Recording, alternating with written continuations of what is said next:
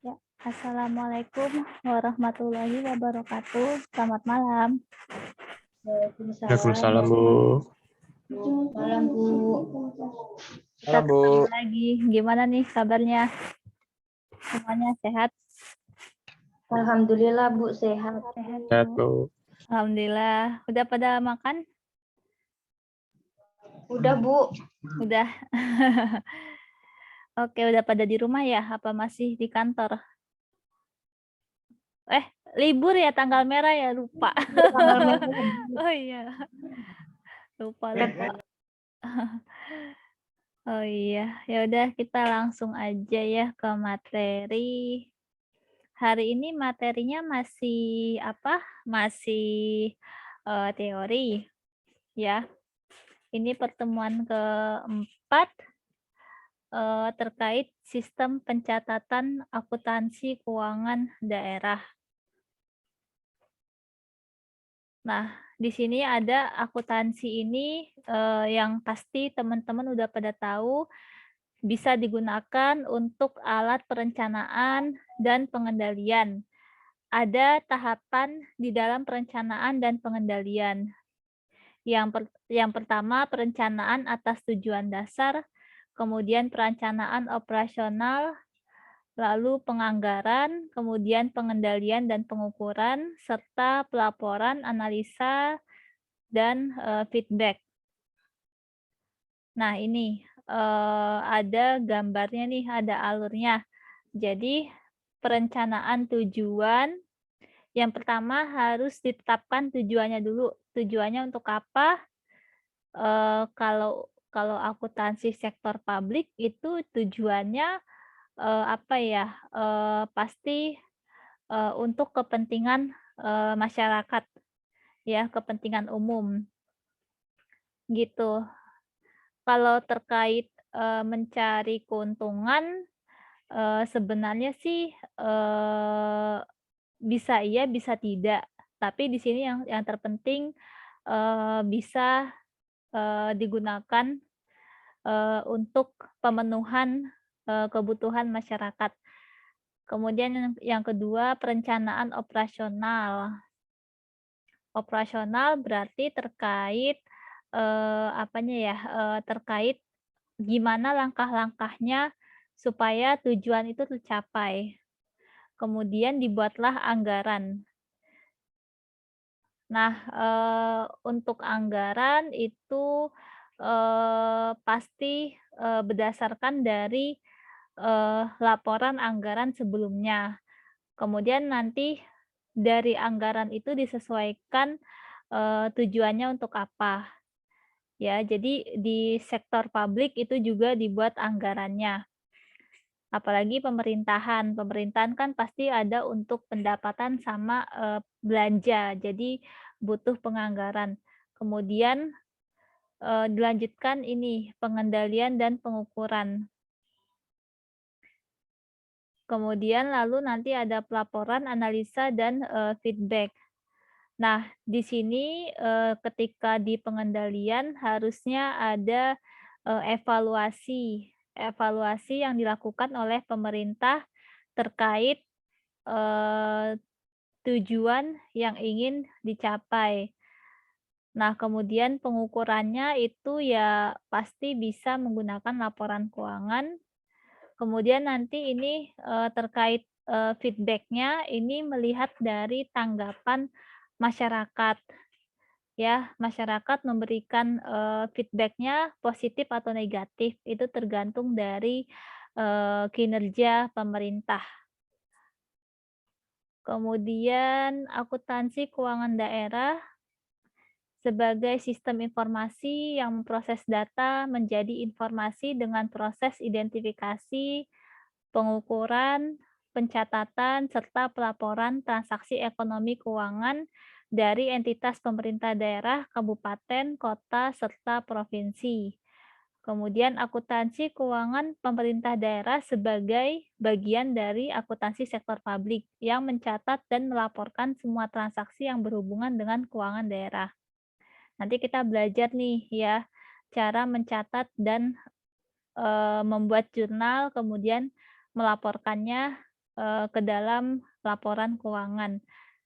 Kemudian ada keuangan daerah, artinya semua hak dan kewajiban daerah dalam rangka penyelenggaraan pemerintah daerah yang dapat dinilai dengan uang, termasuk di dalamnya semua bentuk kekayaan yang berhubungan dengan hak dan kewajiban daerah tersebut. Selanjutnya, pengguna laporan keuangan daerah, yaitu ada internal sama eksternal. Ya, eksternal pasti udah pada tahu ya, ada DPRD, kemudian investor, kreditor, donatur, ya. Nah, selanjutnya sesuai peraturan pemerintah mengenai SAP ya, bahwa laporan keuangan di akuntansi sektor publik itu meliputi, nah ini nanti yang kita pelajari, laporan realisasi anggaran, neraca, laporan arus kas, dan catatan atas laporan keuangan. Jadi, di akuntansi sektor publik juga harus melakukan disclosure, pengungkapan secara transparan, terbuka di catatan atas laporan keuangan untuk menghindari risiko, risiko kecurangan. Kemudian ini sistem pencatatan akuntansi ada 3.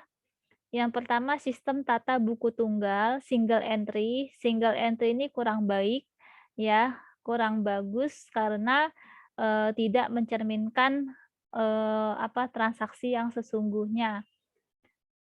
Kemudian sistem tata buku berpasangan double entry, ini yang sekarang dipakai, kemudian sistem tata buku berpasangan ditambah pencatatan lainnya. Nah ini, sistem tata buku tunggal bahwa pencatatan transaksi ekonomi dilakukan dengan mencatat satu kali. Transaksi misalnya bertambahnya kas, maka dicatat di sisi penerimaan. Sedangkan kalau ada kas keluar, maka dicatat di sisi pengeluaran. Keunggulannya single entry yaitu sederhana dan mudah dipahami, tetapi kelemahannya bisa terjadi kesalahan pembukuan, sehingga sulit untuk dievaluasi. Nah, selanjutnya ini yang sekarang yang dipakai double entry bookkeeping. Transaksi ekonomi dilakukan dicatat 2 kali, istilahnya menjurnal. Di sisi debit ada di sebelah kiri dan sisi kredit ada sebelah kanan. Tujuannya untuk menjaga balance ya dari persamaan dasar akuntansi. Nah, kalau di pemerintahan itu persamaan dasar akuntansinya yaitu aset ditambah belanja sama dengan utang atau kewajiban ditambah ekuitas dana ditambah pendapatan, ya.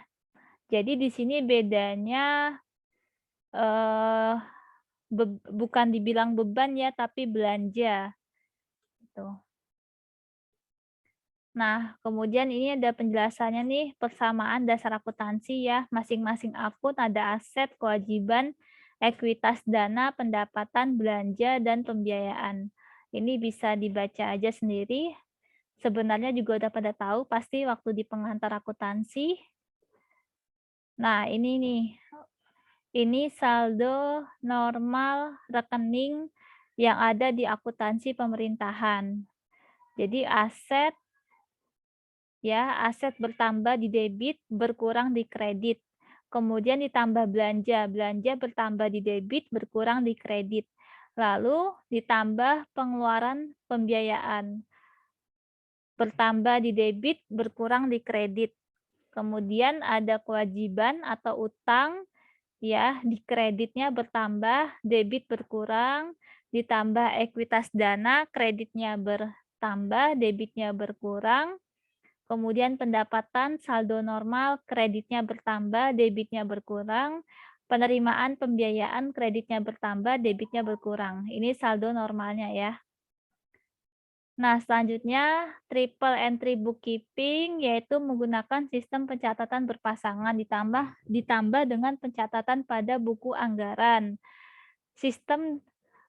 Pada saat sistem double entry bookkeeping dijalankan, maka pejabat penatausahaan keuangan satuan kerja perangkat daerah dan bagian keuangan atau satuan kerja perangkat daerah juga mencatat transaksi tersebut pada buku anggaran, sehingga pencatatan tersebut berdampak pada sisa anggaran. Jadi yang menyusun itu SKPD, ya, yang menyusun laporan anggaran, yang menyusun double entry bookkeeping. Nah, selanjutnya standar akuntansi pemerintah atau SAP ditetapkan dalam peraturan pemerintah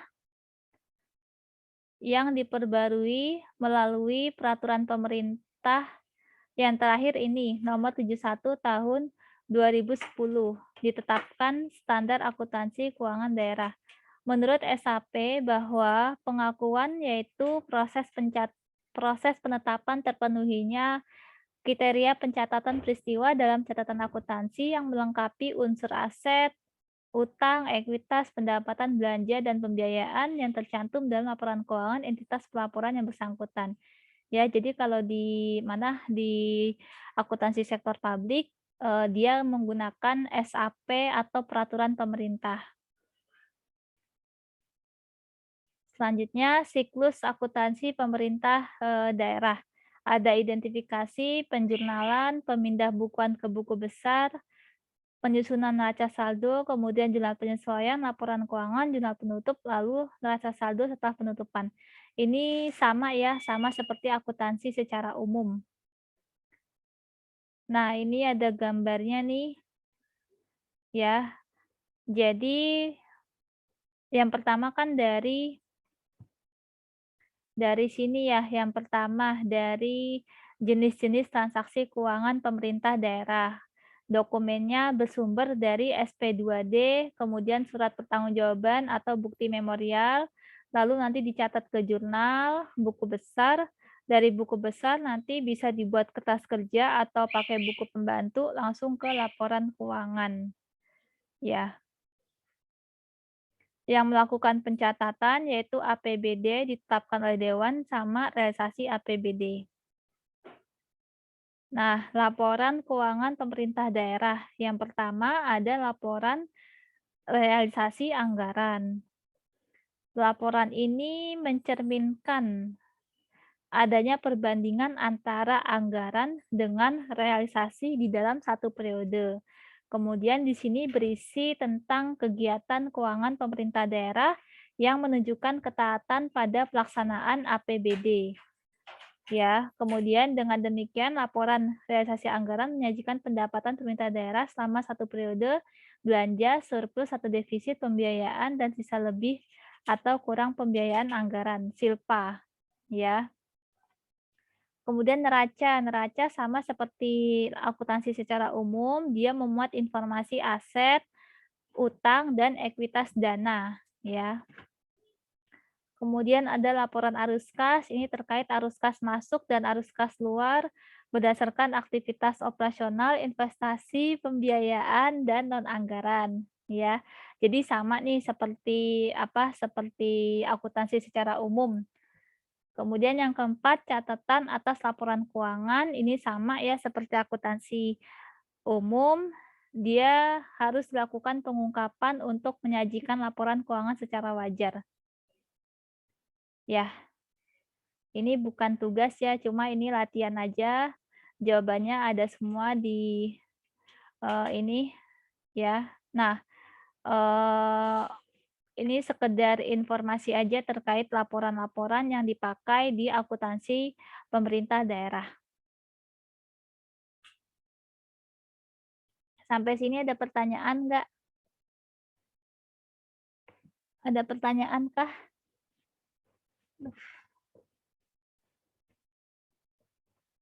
Ada pertanyaan teman-teman? Karena masih teori ya.